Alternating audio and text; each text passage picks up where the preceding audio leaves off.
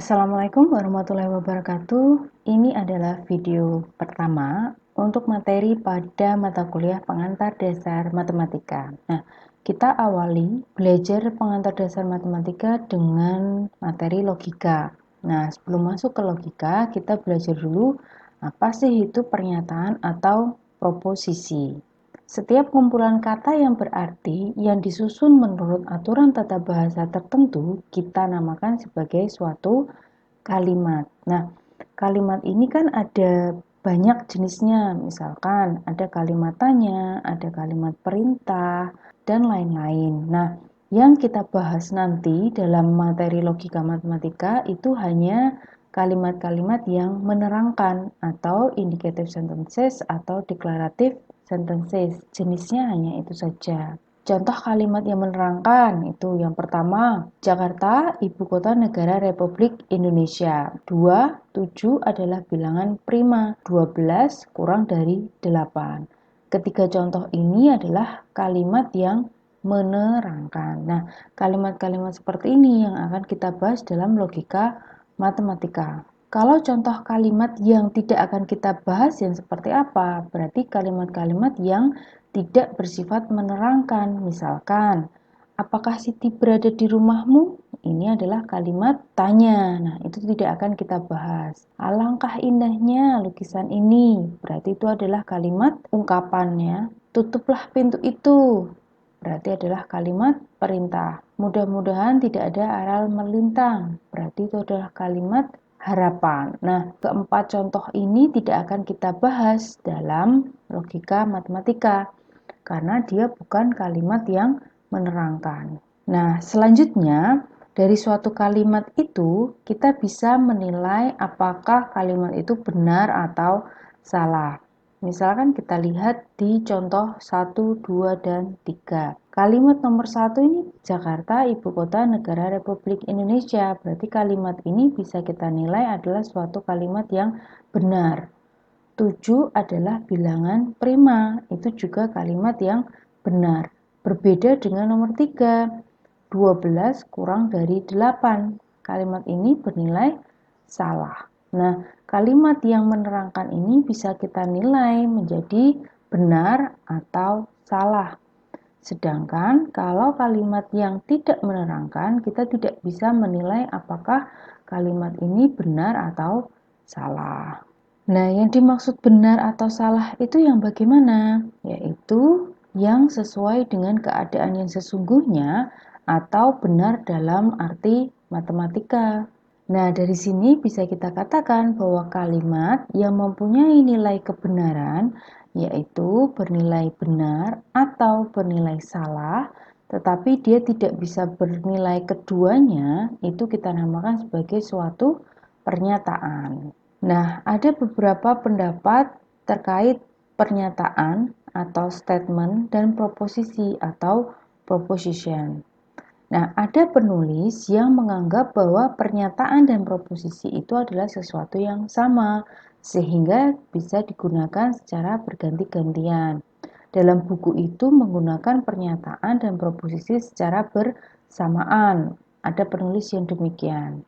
Berarti penulis itu menggunakan definisi bahwa kalimat yang mempunyai nilai benar atau nilai salah tetapi tidak keduanya itu bisa dinamakan sebagai pernyataan, bisa juga dinyatakan sebagai proposisi, artinya mereka sama. Tapi ada penulis lain yang di dalam bukunya itu hanya menyebutkan suatu pernyataan, dia tidak menyebutkan tentang proposisi.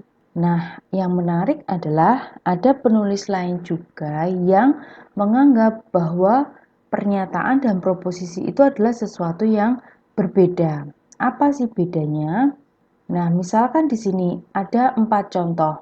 Kalimat yang pertama, 17 adalah bilangan prima. Ini adalah suatu kalimat menerangkan. 15 adalah bilangan prima. Adalah suatu kalimat yang menerangkan. Napoleon adalah bilangan prima. Ini kalimat yang menerangkan. 5 memukul 2. Ini kalimat yang menerangkan. Keempat kalimat ini adalah kalimat yang menerangkan. Tapi kita lihat lebih dalam. 17 adalah bilangan prima. bisa tidak kita nilai kalimat ini benar atau salah?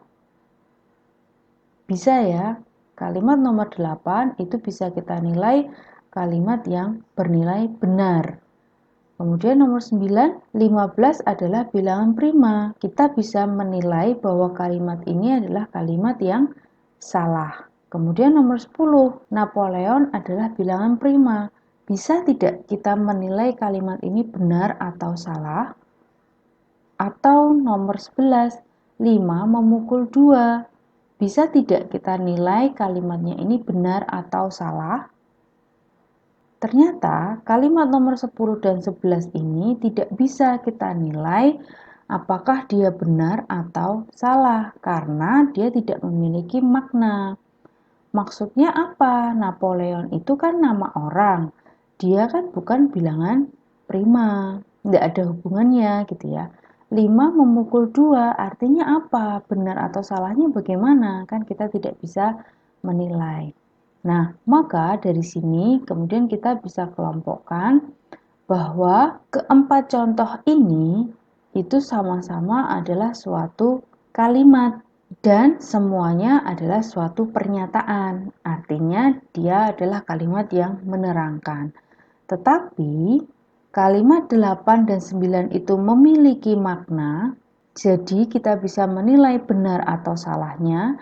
Sedangkan kalimat nomor 10 dan 11 itu tidak memiliki makna sehingga kita tidak bisa menilai apakah dia bernilai benar atau salah. Nah, dari sini maka penulis tadi itu mengatakan bahwa kalimat 8 dan 9 ini adalah suatu proposisi, sedangkan 10 dan 11 itu bukan suatu proposisi. Jadi, ketika penulis itu membedakan antara pernyataan dan proposisi, maka definisinya adalah keempat kalimat ini adalah suatu pernyataan, artinya adalah sekumpulan kata yang membentuk kalimat yang berupa menerangkan. Tetapi ketika dia bermakna sehingga bisa dinilai benar salahnya, maka dia disebut sebagai proposisi. Sehingga semua proposisi itu pasti suatu pernyataan, sedangkan pernyataan belum tentu suatu proposisi.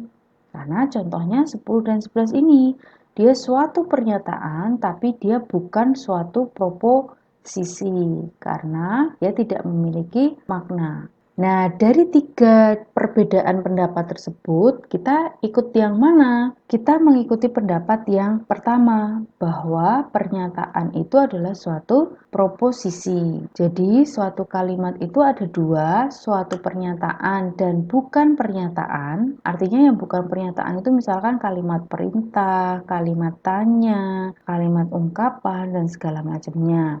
Nah, kalau dia suatu pernyataan, maka dia bisa dinilai benar atau salah, tapi tidak keduanya. Nah, itu kita namakan juga sebagai proposisi, gitu ya. Oke, kira-kira seperti itu untuk materi pernyataan. Saya mohon maaf bila ada salah-salah kata. Saya akhiri. Wassalamualaikum warahmatullahi wabarakatuh. Terima kasih.